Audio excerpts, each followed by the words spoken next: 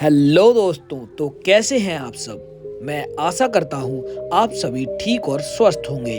तो आपसे एक गुजारिश है, आप जब भी हमारी कहानी सुने तो ईयरफोन्स लगा कर सुने, जिससे सुनने का अनुभव बेहतर होता है। तो आज की कहानी एक ऐसे सीरियल किलर की है जिसने अपनी बीवी से नफरत के चक्कर में एक के बाद एक 13 कत्ल किए। तो कहानी सुनने के लिए बने रहें। बर्गर में इंसानी मीट डालकर बेचने वाला सीरियल किलर जोसेफ रॉय मैथनी की जिंदगी की शुरुआत होती है अमेरिका के बाल्टीमोर शहर से। इसका जन्म 2 मार्च 1955 को हुआ था। बचपन से ही पढ़ाई में इंटेलिजेंट था, पर पिता हमेशा नशे में रहते थे। कहते हैं कि उसके पिता की मौत तभी हो गई थी जब सिर्फ उसकी आयु 6 वर्ष थी। इसके बाद भी उसकी अपनी माँ से बनती नहीं थी, लेकिन उसने अपनी पढ़ाई जारी रखी। बचपन से ही शरीर और कदकाठी में काफी लंबा चौड़ा था। उसकी लंबाई करीब 6 फीट 8 इंच थी। 18 साल की उम्र में ही वो अमेरिकी फौज में भर्ती हो गया और 1973 में उसकी पोस्टिंग वियतनाम में हुई। वियतनाम में रहने के दौरान ही उसका मन फौज से ऊब गया था, इसलिए जब वह कुछ साल बाद अमेरिका वापस लौटा तो फिर वह कभी वापस फौज में नहीं लौटा और फिर वो नशे में धुत रहने लगा। ड्रग एडिक्ट भी हो गया। ड्रग्स लेने के दौरान उसकी मुलाकात एक लड़की से हुई। वो लड़की सेक्स वर्कर भी रह चुकी थी। दोनों साथ में रहने लगे। मैथनी घर का खर्चा चलाने के लिए ट्रक चलाता था। इस तरह मैथनी अपनी गर्लफ्रेंड के साथ रहने लगा। कोई पूछता कि उसके परिवार में कौन कौन है, तब बताता था कि माँ और पिता दोनों की मौत हो चुकी है। इस तरह समय बीतता गया और उसको एक बेटा हुआ। अब बात 1993 की है, जब ट्रक लेकर मैथनी कई दिनों के लिए बाहर गया था। घर लौटा तो उसने देखा गर्लफ्रेंड और बेटा नहीं है। तो उसने आसपास काफी तलाश की, लेकिन कोई सुराग नहीं लगा। फिर वो ड्रग लेने वालों के पास पहुंचा तो जानकारी मिली कि उसकी बीवी बच्चे को लेकर किसी और के साथ जा चुकी है। मैथनी को लगता था कि उसके बच्चे को भी उसकी गर्लफ्रेंड गलत लोगों में पहुंचा देगी, इसलिए वो उसकी तलाश में हर शख्स से पूछताछ करने लगा जो उसकी गर्लफ्रेंड को जानते थे। अब बीतते बीतते 1994 आ चुका था। तभी एक नदी के पुल के किनारे 2 लोगों से उसकी मुलाकात हुई जो उसकी गर्लफ्रेंड को जानते थे, लेकिन उन दोनों से गर्लफ्रेंड के बारे में कोई जानकारी नहीं मिल पाई। इसी गुस्से में 150 किलो से ज्यादा वजनी मैथनी ने हथौड़े से मार मार कर दोनों की हत्या कर दी। हत्या करने के बाद दोनों के शव को वहीं नदी के पास फेंक दिया, लेकिन इस पूरी वारदात को वहां मौजूद एक मछुआरे ने देख लिया, इसलिए मैथनी ने उसकी भी हत्या कर दी और उसके शव को नदी में काफी दूर फेंक आया। वहीं कत्ल में प्रयोग हथौड़े को भी उसने फेंक दिया।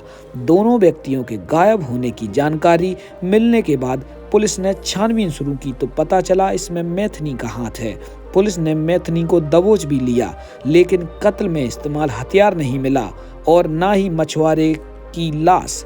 मैथनी पर सिर्फ 2 लोगों की हत्या का केस चला, लेकिन उसमें कोई सबूत नहीं मिला, इसलिए कुछ महीने बाद वह जेल से छूट गया। अब भले ही मैथनी जेल से छूट गया था, लेकिन उसका गुस्सा और बढ़ गया था। साथ ही उसे ये भी पता चल गया था कि हत्या की जाए और लाश ना मिले और हथियार ना मिले तो कातिल का पता चल पाना बहुत ही मुश्किल है। इसलिए अब वो शातिर किलर बन गया और उसके निशाने पर वो सब लोग थे जो उसका साथ छोड़ चुकी गर्लफ्रेंड की पहचान में थे, उसके पेशे से जुड़े थे। मसलन उसके साथ ड्रग लेने वालों से लेकर सेक्स वर्कर तक की मीडिया रिपोर्ट बताती है कि जोसेफ रॉय मैथनी को लगता था कि उसकी गर्लफ्रेंड की हरकत की वजह से उसका बेटा उससे दूर हो गया। बेटे के बारे में सोचकर वो उन लोगों को मारना चाहता था, इसलिए 1995 से ही वो खासकर रेड लाइट एरिया की लड़कियों को मिलने के लिए बुलाता था और फिर रेप के बाद हत्या कर देता था। वो बेरहमी से कत्ल करता था, यहाँ तक कि एक सेक्स वर्कर की हत्या के बाद उसके ऊपरी हिस्से को उसने अपने घर में रख दिया था और एक बार गुस्से में उसने उसके कंकाल से भी रेप किया था। अब आलम ऐसा था कि अमेरिका के बाल्टीमोर शहर में लगातार लोग गायब हो रहे थे और उनके शव भी नहीं मिल रहे थे। पहला शव एक दिन किसी सफाई कर्मचारी को तब मिलता है जब उसे एक लावारिस बॉक्स मिला। उस बॉक्स को खोला तो उसमें कंकाल था। ये लड़की का कंकाल था। उसकी पहचान कैथी के रूप में हुई। वो काफी लंबे समय से लापता थी। वो एक सेक्स वर्कर थी, लेकिन कत्ल किसने और क्यों किया ये कभी पता नहीं चला। उसके कुछ महीने बाद एक लड़की की लाश ऐसे ही बॉक्स में मिली। ये भी सेक्स वर्कर थी, लेकिन मारने वाले का पता नहीं चल पाया। कई बार जोसेफ ट्रक चलाता था तो अधिकतर समय ये सड़क के किनारे ठेला लगाता था। यहाँ बर्गर और सैंडविच बेचने लगा। पोर्क और बीफ मांस वाले सैंडविच और बर्गर की खूब डिमांड थी, लेकिन जोसेफ को ये पता था कि अगर कत्ल करने के बाद खुद पुलिस से बचना है तो उसके साथ सबूत हाथ नहीं लगना चाहिए। इसलिए ये हत्या के बाद शरीर से मांस निकाल लेता था। मांस निकालने के बाद वो लाश को बॉक्स में बंद कर या दूसरे तरीके से पैकेट में डालकर कहीं फेंक देता था। फिर उसी इंसानी मांस को तंदूर पर भूनकर खुद भी खाता था और बर्गर व सैंडविच में डालकर लोगों को बेच देता था। ये सिलसिला वो काफी समय तक चलाता रहा।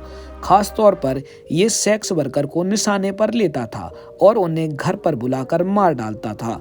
असल में अपनी गर्लफ्रेंड को लेकर गुस्से की वजह से मर्डर करने के बाद उसे अपनी ताकत का एहसास होता था। अब 2 साल बीतने के बाद बात 1996 की है। उस दिन जोसेफ ट्रक लेकर अपने शिकार की तलाश में निकला था। उसकी मुलाकात सेक्स वर्कर रीटा कैम्पर से हुई।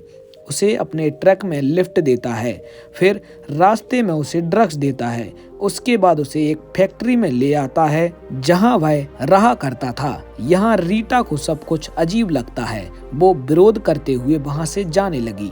तभी जोसेफ उसे जबरन रोक लेता है और उसके साथ रेप का प्रयास करता है। उसके बाद मारपीट करने लगता है, फिर गला दबाने का प्रयास करता है, लेकिन किसी तरह बचकर रीटा के हाथ ट्रक में रखा एक हथौड़ा मिल जाता है। उसी हथौड़े से जोसेफ पर हमला कर वो भाग निकलती है। वहां से वो भागते हुए सीधे पुलिस स्टेशन पहुंचती है। उसकी शिकायत करती है। पुलिस तुरंत घटनास्थल पर पहुंच जाती है जब तक, लेकिन जोसेफ वहां से भाग निकला था। अब पुलिस रेप और हत्या के प्रयास के आरोपी के स्केच को तैयार कराती है। उसकी तलाश शुरू करती है, लेकिन कोई सुराग नहीं मिलता है। फिर उसके बाद 15 अगस्त 1996 को एक फोन के जरिए पुलिस को संदिग्ध जोसेफ की जानकारी मिलती है। इसी सुराग पर पुलिस उसे गिरफ्तार कर लेती है। पुलिस उससे पूछताछ कर हत्या में इस्तेमाल हथौड़े को बरामद करती है। पुलिस की पूछताछ में उसने 10 लड़कियों समेत 13 लोगों की हत्या करने की बात कबूली।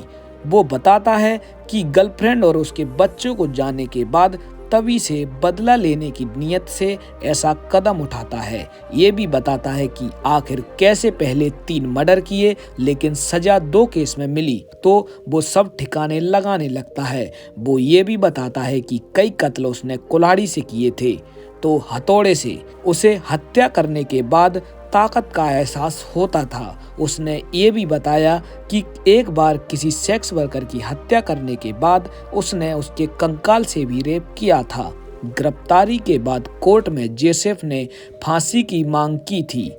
उसे सजा मिली थी, लेकिन साल 2000 में फांसी की सजा को उम्र कैद में बदल दिया गया। करीब 21 साल तक जेल में रहने के बाद 5 अगस्त 2017 को जोसेफ मैथनी की मौत हो गई। जेल में उसकी मौत को लेकर हार्ट अटैक भी कहा जाता है, तो कई मीडिया रिपोर्ट में कहा गया कि कैदियों ने पीट कर उसकी हत्या कर दी थी। लेकिन सच यही है कि बाल्टीमोर में खौफ का दूसरा नाम बन चुके सीरियल किलर का आखिरकार अंत भी रहस्यमय ही रहा। मौत की असली वजह वह कभी सामने नहीं आई। तो हमारी कहानी का यही अंत होता है। तो आपको हमारी कहानी कैसी लगी? अगर अच्छी लगी तो आप हमें कमेंट बॉक्स में बता सकते हैं, और अगर आप चाहते हैं हम आपकी कहानी सुनाएं तो आप हमें इंस्टा पर डीएम कर सकते हैं। तो आपसे एक गुजारिश है, आप अगर चैनल पर नए हैं तो चैनल को सब्सक्राइब करें और बेल आइकन जरूर दबाएं। घोस्ट वॉइस की तरफ से आपका शुक्रिया। आपका दिन शुभ हो। Thank you.